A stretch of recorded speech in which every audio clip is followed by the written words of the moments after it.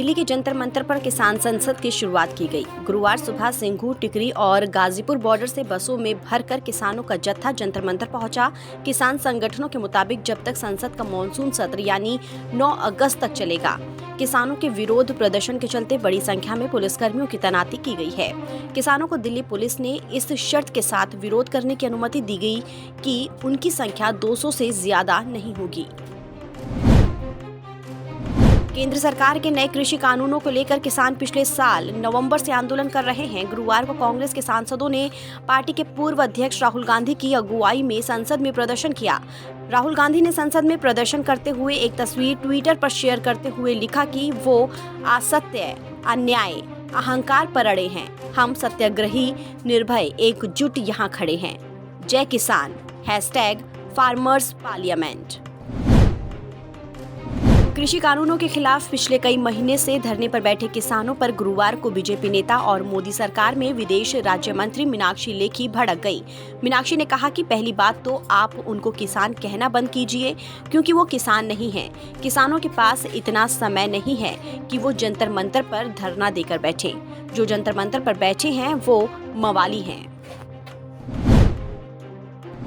Monsoon सत्र के दौरान गुरुवार को भी दोनों सदनों में जोरदार हंगामा देखने को मिला। दोपहर 2 बजे राज्यसभा की कार्यवाही शुरू हुई तो संचार मंत्री अश्विनी वैष्णव जासूसी कांड पर सरकार का पक्ष रखने आए। उनके संबोधन के चंद मिनटों के बाद ही विपक्षी दलों के नेताओं ने हंगामा शुरू कर दिया और टीएमसी के सांसद शांतनु सेन ने उनके हाथ से पेपर छीन कर फाड़ा और उपसभापति की तरफ उछाल दिया, जिसके बाद राज्यसभा की कार्यवाही स्थगित कर दी गई। देश में पेगासस जासूसी मामले पर हो रहे विवाद के बीच केंद्र सरकार ने गुरुवार को कई महत्वपूर्ण परियोजनाओं को मंजूरी दी है। इसके तहत केंद्र शासित प्रदेश लद्दाख में 750 करोड़ की लागत से सेंट्रल यूनिवर्सिटी की स्थापना की जाएगी। ये यूनिवर्सिटी वहां अन्य शिक्षक संस्थानों के लिए भी एक मॉडल का काम करेगी। केंद्रीय मंत्री अनुराग ठाकुर ने इसकी जानकारी दी है।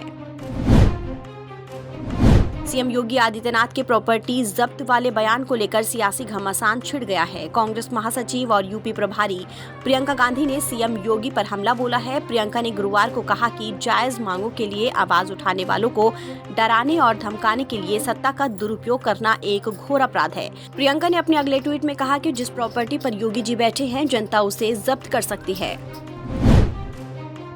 कर्नाटक में एक बार फिर से राजनीतिक नाटक शुरू होने के प्रबल संकेत मिल रहे हैं। राज्य में नेतृत्व परिवर्तन की चर्चाओं के बीच मुख्यमंत्री BS येदियुरप्पा ने कहा कि बीजेपी हाईकमान की ओर से 25 जुलाई को फैसला लिया जाएगा। उन्होंने कहा कि बीजेपी नेतृत्व की ओर से जो भी फैसला होगा, मैं उसे मानने के लिए तैयार हूँ।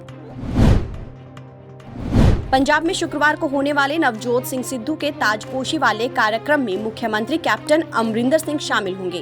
पंजाब कांग्रेस कमेटी के वर्किंग प्रेसिडेंट कुलदीप नागरा और संगत सिंह गिलजिया ने कैप्टन अमरिंदर सिंह को नवजोत सिंह सिद्धू का साइन किया इन्विटेशन लेटर सौंपा और उसके बाद उन्होंने दावा किया कि कैप्टन अमरिंदर सिंह सिद्धू की ताजपोशी में आएंगे।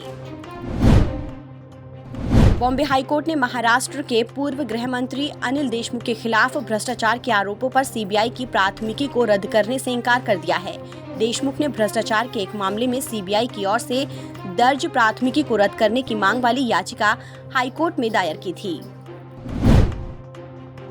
सप्ताह के चौथे कारोबारी दिन यानी गुरुवार को शेयर बाजार दिन भर के उतार चढ़ाव के बाद हरे निशान पर बंद हुआ। सेंसेक्स 639 अंकों पर 52,837 के स्तर पर बंद हुआ। वहीं निफ्टी 152 अंक यानी 1.23% की तेजी के साथ 15,824 के स्तर पर बंद हुआ।